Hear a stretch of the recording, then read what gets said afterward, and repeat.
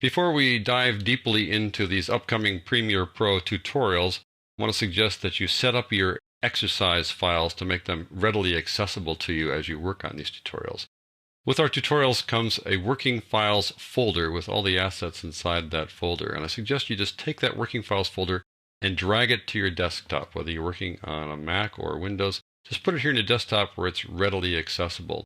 And inside this folder are a number of subfolders with all the assets that we've provided to you for the various tutorials, including video assets and audio and a few other odds and ends, including the projects, all the various Premiere Pro projects that you're going to work on throughout this process. There'll be projects for most of the tutorials that you'll open up and then work on them once you open up those projects. They're all here inside the working files folder in these subfolders here.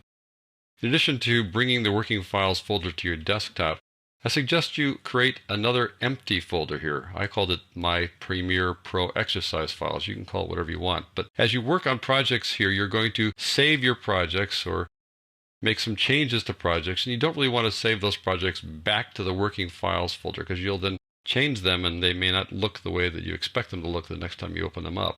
And so it's best to save them to this folder here, which is just empty at this point, and will be empty probably throughout the process, because as you work on something, you save it to this little empty folder, and then when we're done, you can just go back and delete it. It's just, a sort of a temporary holding pattern, just a scratch folder if you want to call it that.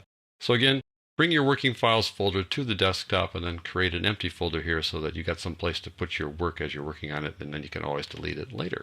When you do this, I think it'll make it a whole lot easier, but all is not lost. If you save a file back to the working files folder by mistake, you can always go back to the original working files folder we gave you with these tutorials and simply replace the new one with the old one and you're back to square one. So just set up your working files folder here in the desktop, make a new folder, and we're ready to go.